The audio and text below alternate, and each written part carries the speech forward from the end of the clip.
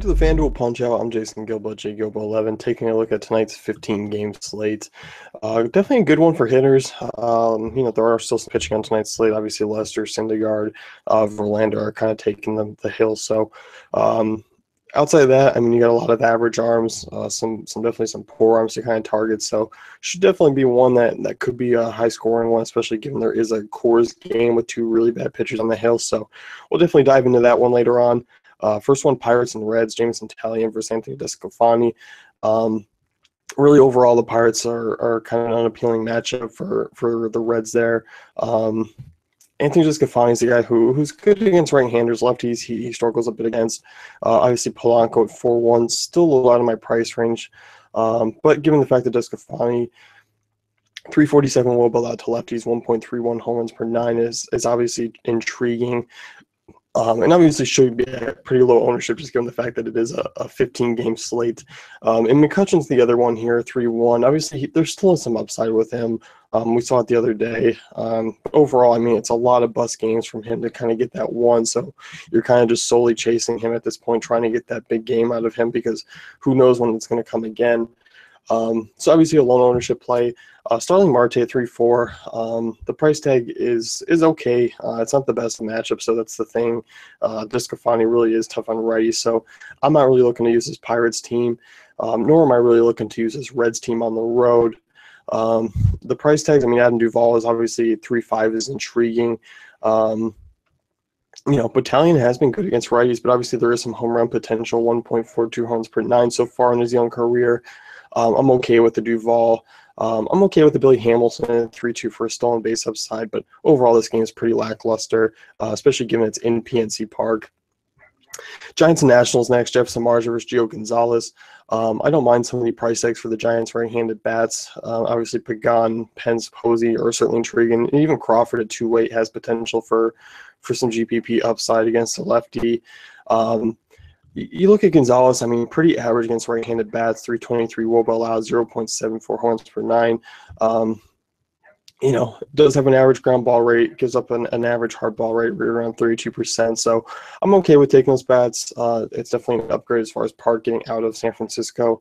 So certainly an intriguing bunch there, especially Pence at 3-2, given his success against lefties. I definitely don't mind that. On the National side, Trey Turner, 3-9, not quite the value he was over on FanDuel, or over on DraftKings, sorry, not quite the value play anymore. So it's kind of a bummer, 3-9. I'll probably be spending down at shortstop. I can't really see myself using a ton of them here. He's one of those ones who is a little bit more site dependent. But Harper and Murphy certainly in play for me there, both at 3-9. You look at Jeff Samardzija, 357 WOBA allowed to lefties, 1.70 home runs per nine. So there's definitely a lot of potential there. As far as the Worth and Rendon, Ramos price tags, I like them a little bit more here. So I definitely don't hate them. I don't hate a national stack either, and especially at home in this ballpark. But it is pretty neutral for hitters, but definitely they've done well. So Nationals are kind of a good team to target tonight, even against Samardzija, who I guess you could call him a notable name, but definitely has that blow potential. Indians here and Yankees, Michael Pineda versus Josh Tomlin. Some of these Indians bats are priced down a little bit, some are not. But overall, the Indians are priced down from where they have been in the past. Carlos Santana, Jason Kipnis, Lindor, Napoli, all under 4K, which is nice. The back end of this lineup, I'm not really intrigued with outside of Nyquin at 3-3. Obviously, with his home run potential in Yankee Stadium, I definitely don't mind that. The only thing you always kind of have to look at is that lineup spot. It's not really that great, but of course, being the visiting team, you are guaranteed that ninth inning, so it is somewhat of a potential that he gets that extra bat in. But you look at Pineda, I mean, against lefties, 329 WOBA, going back to last year, 1.16 home runs per nine. Look at righties, 328 WOBA, 1.45 home runs per nine. So I'm really okay with these bats here. I'm okay with the Napoli. I'm okay with the Santana, whichever one you want to do. Righties have hit Pineda a little bit better. So if you want to roll Napoli, Napoli's been absolutely crushing. So I like the middle infield once again. I think the Indians bats, given the fact that they are a little bit cheaper than they have been in the past, definitely makes them usable. Talked about Tomlin. There is home run potential for these lefties, given the fact he is a pitcher that does give up a ton of home runs. 1.68 home runs per nine, but a 251 WOBA. Going back to last year for lefties, it's more so he's a reverse splits guy, but not a lot of the righties that I think can do any damage. Brian McCann is really the only one in play for me at 2,800 if you want a GPP catcher with some upside in that ballpark. So outside of that, I can't see myself using a Gardner or an Ellsbury, even though I do like their prices a little bit better here on FanDuel. It's just kind of a lukewarm situation that I'm not really intrigued with. So you can definitely use them, but it's probably something I'm not getting a ton of exposure to. Twins and Rays next. Blake Snell versus Irvin Santana.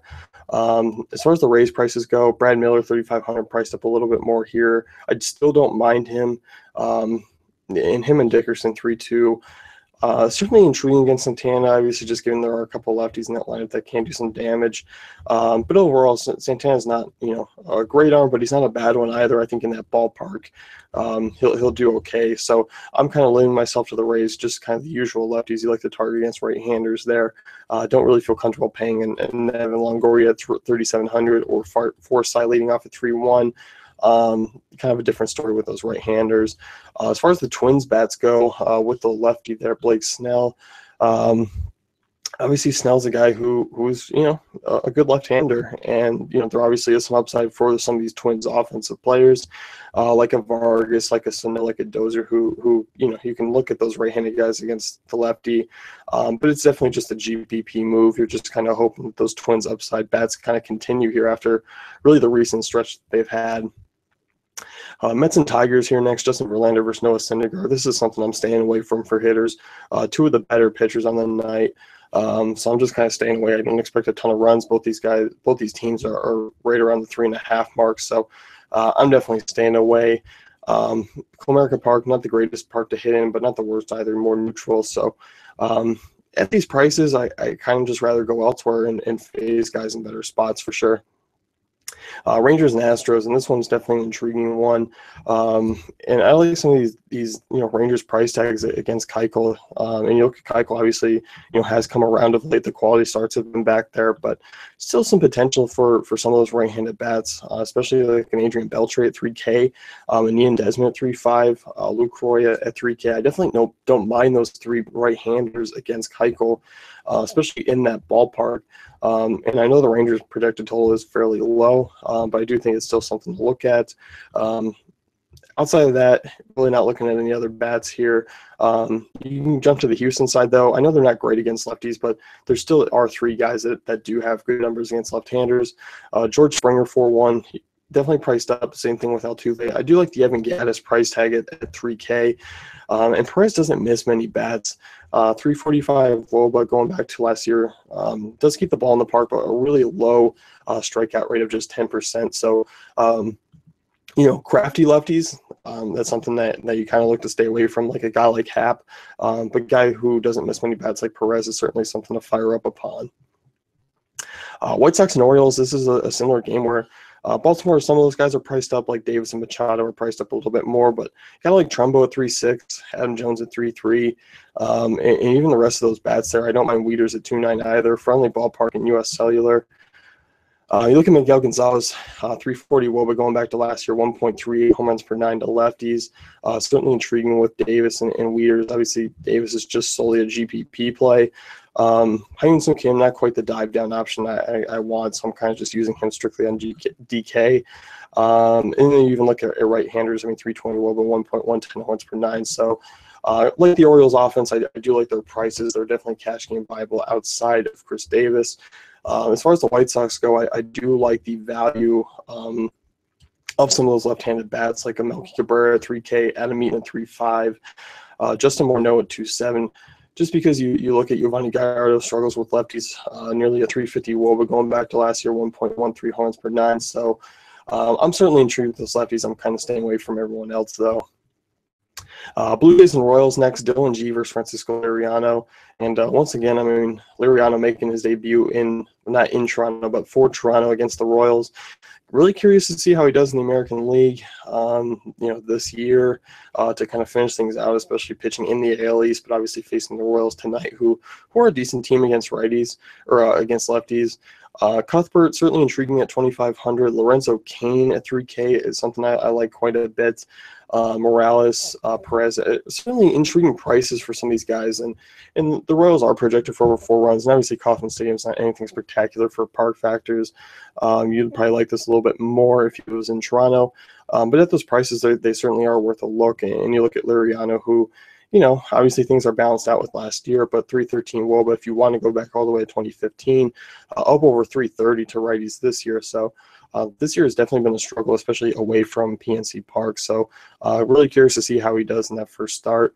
And on the Blue Jays side, I mean, they are an expensive bunch here. I mean, they are core type prices facing Dylan G and Kauffman. And obviously, G struggles with both sides of the plate, so you can certainly use them.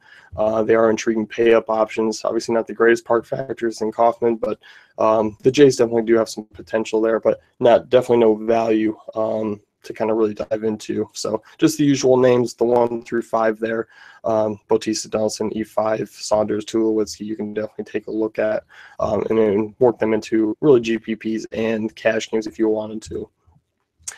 Braves and Cardinals, and with the lefty on the mound, and Matt Kemp there at 3,600. I don't mind him. But that's about it. I think we're looking at the Cardinals side, who are reasonably priced. Carpenter at 3.4. That's something that's not going to last long, so I'll definitely be diving on that. You look at De La Cruz, really small sample size, but 37% hard ball rate to lefties, 350 WOBA allowed, 1.59 home runs per 9. You also look at righties. I mean, nearly identical, 35% hard ball rate. 346 WOBA allowed, 1.46 home runs per 9. So I like this team quite a bit, projected for over 5 runs. A lot of value here. Like a Carpenter, Moss's price I like a lot better, and I like that you can pair him with an Adams. Piscotty's price at 3.7, given the fact that he is slumping against right-handers, is something I don't like as much here. I didn't mind his price over on DraftKings. But Adams, Moss, Carpenter are certainly 3 lefties I'm definitely diving into on tonight's slate, especially here on FanDuel at those price tags. Course slate here, you got Marlins and Rockies. David Phelps for Jorge De La Rosa, and good for FanDuel, making Stanton 4,800. There's a lot. If you wanted to drop down to Ozuna, I definitely don't mind that at 3,700. JT Realmuto, a little out of my price range, Prado 3,900. They are definitely in play, and especially that 2 through 6, range there. Those right-handed bats, obviously, you can take Yelich out of play with the lefty on lefty. Matchup at 4,200. De La Rosa against righties, 344 WOBA allowed, 1.17 home runs per 9. Obviously, give that a bump upwards in cores. So you can definitely look at those Marlins righties, and just about the same as any other night in cores against De La Rosa. For the Rockies bats, I mean, Blackman 4.2, if Cargo's in the lineup at 4.4, or Arenado 4.4, they're certainly intriguing. David Dahl, not a value here on FanDuel. He's priced up like a normals Rockies outfielder. So you can also take a look at really just the regular names there against Phelps, who, I mean, obviously against lefties has been very average, 323 WOBA, a 1 home runs per 9. So obviously the cores factor is going to downgrade him. You can certainly take a look at those right-handed and kind of star-studded names there. But that's about it. Not really diving into the bottom half of those lineups. Brewers and Diamondbacks here, Braden Shipley versus Chase Anderson, and I really like the Diamondbacks bats tonight. I really like a Segura at 3.6. You look at Anderson, 365 WOBA allowed to righties, 1.53 home runs per 9. That ranks 3rd highest on the slate to right-handed bats among the active pitchers tonight, with Lincecum and Overton first. So Goldschmidt certainly in play at 4.2. And even though Chase Anderson's a little bit better against lefties, he's still not great. So give me Jake Lamb at 2,800. Give me David Peralta at 27 in that ballpark with their success against right-handers, especially bad ones. Definitely certainly intriguing plays there, and I really like their prices here on FanDuel, especially Lamb. That's a big significant difference. The Brewers bats, I'm not paying over 5K or over 4K for anyone here, and I'm not paying over 3,500 for Gannett. These prices are just kind of way too high for me to deal with. Cubs and A's next here. John Lester versus Dylan Overton.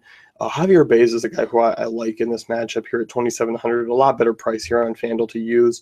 And obviously Zobrist at 4K, Fowler, Bryant, all around that 4K mark. But, with Overton, who has shown no ability to keep the ball in the park, might be helped out playing in Oakland, but still, given the power of a Bryant or a Baez, is certainly intriguing. Overton, I mean, obviously a small sample size, but 493 WOBA, over 35% hard ball rate, 3.68 home runs per nine. So definitely not starting out any really well in his major league career. And in that ballpark, obviously it is a little bit of a downgrade, but the Cubs bats are still projected for nearly 5 runs, and you should definitely feel comfortable targeting them. Dodgers and Red Sox, and this is much the same as it was on DraftKings, where I only really feel comfortable using really a Justin Turner at 3K, and I do like his price tag better here. Dodgers projected for over 4 runs, and obviously Wright is a guy who is tough on left-handed bats, and that's just something that knuckleballers usually are. I mean, 277 WOBA allowed, 0.68 home runs per nine, just a 22% hard ball rate.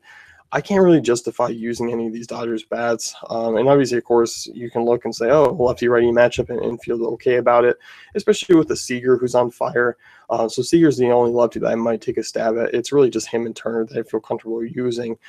And on the Red Sox side, it's much of the same thing. I don't mind Bogarts here, a lot better price at 3.6. And Hanley, given he'll be back in the lineup against Kazmir, is certainly an intriguing option.